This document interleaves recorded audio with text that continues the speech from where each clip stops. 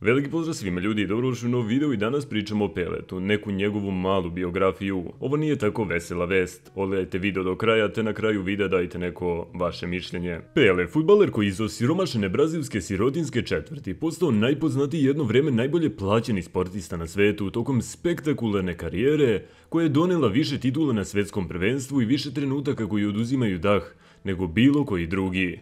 Preminuo je u svojoj 82. godini. Nikad daleko od igre koju je toliko voleo.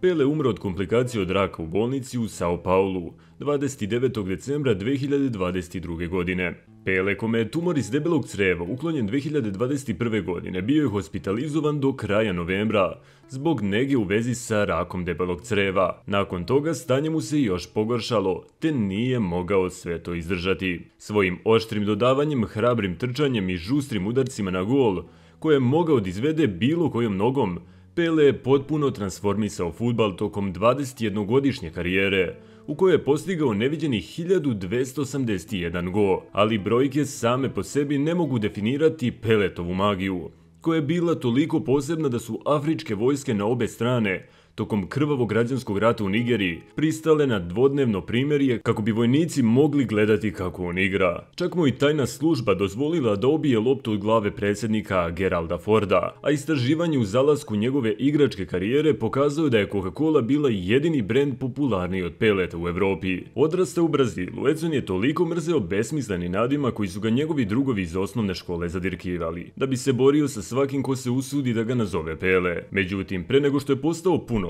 dečak je u porugu pretvorio u reč koja je definirala fudbalsku veličinu, krenuvši u karijeru koja je donela više golova i više titula na svetskim prvenstvima i više trenutaka koji oduzimaju dah od bilo koje druge. 8 godina kasnije šala je postala proročanstvo kada je 17-godišnji Pele postigao 6 golova, uključujući 2 u finalnoj utakmici, da bi Brazil odveo do prvog od svojih rekordnih 5 trijumfa na svetskim prvenstvima. Pele je također bio deo šampionskih timova 1962. i 1970. godine, što ga čini jedinom osobom u istoriji koja je osvojila 3 svetska prvenstva. Ako je penziju udaljila Pele od terena, osim povremenih dobrotvornih utakmica i egzibicija, to ga nije držalo dalje od fudbala ili od očiju javnosti, niti je njegova slava ličnosti mogla biti ograničena na jednu zemlju ili čak jedan žanr. I da ljudi, to je to što se tiče ovog videa. Ako vam se video, obavezno ostavite like i subscribe. Pišite mi u komentare mišljenje o Peletu, da li ste vi pogledali neku njegovu utakmicu, a mi se vidimo u sljedećem klipu. A do sljedećeg klipa ljudi,